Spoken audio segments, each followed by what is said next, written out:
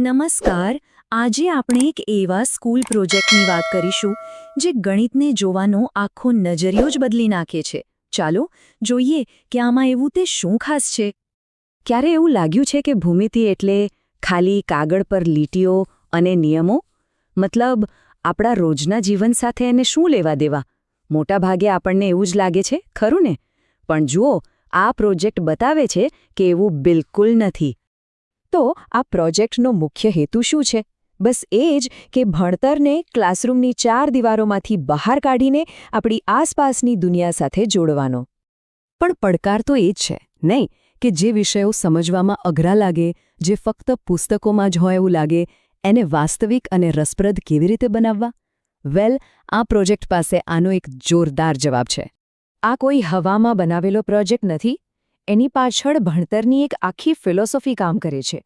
ચાલો સમજીએ કે આ શીખવાની નવી રીત શું છે. આ આખો પ્રોજેક્ટ 3 મજબૂત પાયા પર ટકેલો છે. પહેલું છે યોગ્યતા આધારિત શિક્ષણ, બીજું છે અનુભવ કરીને શીખવું, અને ત્રીજું કળા સાથે ભણતરને જોડી દેવું.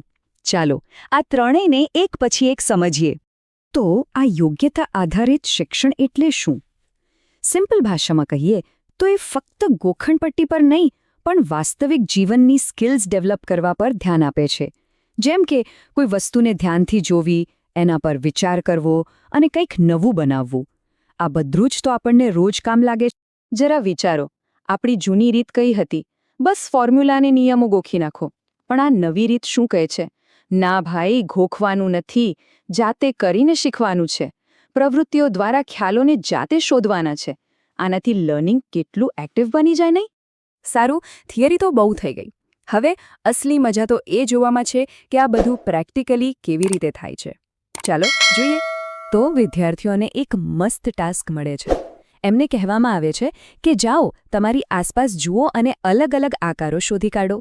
પછી એ 2D હોય, જેમ કે વર્તુળ, ચોરસ, ત્રિકોણ, કે પછી 3D, જેમ કે ઘન, ઘોડો કે શંકુ.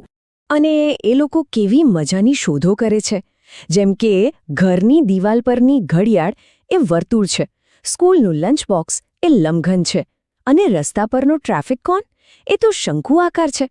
અચાનક ભૂમિતિ પુસ્તકમાંથી નીકળીને આપણી આસપાસ દેખાવા લાગે છે.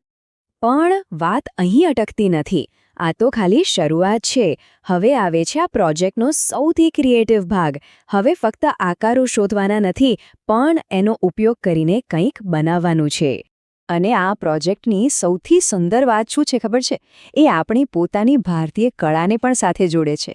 એટલે કે ભૂમિતિ શીખવા માટે રંગોળી, મંડલા આર્ટ અને આપણી લોકકલાકૃતિઓનો ઉપયોગ થાય છે. કેટલો અદ્ભુત છે, નહીં? તો વિદ્યાર્થીઓ પાસે ઘણા બધા વિકલ્પો હોય છે. કોઈ ડ્રોઈંગ બનાવે છે, તો કોઈ રંગોળીની સુંદર પેટર્ન તૈયાર કરે છે. કેટલાક વળી કાગળ કે માટુમાંથી 3D મોડલ બનાવે છે. આનાથી એમની કલ્પના શક્તિને એકદમ ખુલ્લું મેદાન મળી જાય છે.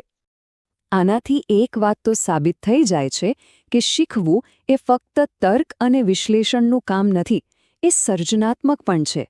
ગણિત અને કળા, જે બે અલગ અલગ દુનિયા લાગે છે, તે ખરેખર એકબીજા સાથે કેટલી જોડાયેલી છે. અને આ કનેક્શન ફક્ત કળા સુધી સીમિત નથી. ભૂમિતિ તો દરેક વસ્તુ સાથે જોડાયેલી છે. એ ખાલી ગણિતનો એક પાઠ નથી, પણ એક એવી યુનિવર્સલ ભાષા છે જે દરેક વિષયને એકબીજા સાથે જોડે છે.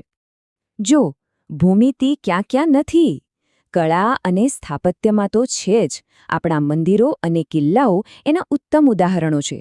પણ એ વિજ્ઞાનમાં પણ છે અને પર્યાવરણમાં પણ છે. દાખલા તરીકે કોઈ ફૂલની પાંખડીઓથી લઈને બ્રહ્માંડના ગ્રહો સુધી બધે જ ભૂમિતિ છુપાયેલી છે. તો આ બધી વાતો પરથી આપણે શું શીખ્યા? આ જે ભણવાની નવી રીત છે, એનો ફાયદો શું થાય છે? ચાલો એના પર એક નજર કરીએ. આ પ્રોજેક્ટથી વિદ્યાર્થીઓને માત્ર ગણિતના કોન્સેપ્ટ નથી આવડતા. એની સાથે સાથે એ શીખે છે કે એ જ્ઞાનને વાસ્તવિક જીવનમાં કેવી રીતે વાપરવું, અને સૌથી અગત્યનું, એ પોતાની જાતને ક્રિએટિવ રીતે વ્યક્ત કરવાનું પણ શીખે છે. એટલે કે ઓલરાઉન્ડ ડેવલપમેન્ટ થાય છે. અને આનું પરિણામ શું આવે છે? પરિણામ એ છે કે સમજણ વધુ ઊંડી અને મજબૂત બને છે. જે વસ્તુ જાતે કરીને શીખ્યા હોઈએ એ ક્યારેય ભૂલાતી નથી. અને વિચાર કરો, આ બધું જ માત્ર એક પ્રોજેક્ટમાંથી. આ જ તો આ પદ્ધતિની તાકાત છે. તો આજના આ વિશ્લેષણમાંથી આપણે 3 મુખ્ય વાતો શીખ્યા. પહેલું, શીખવાની પ્રક્રિયા એક્ટિવ હોવી જોઈએ.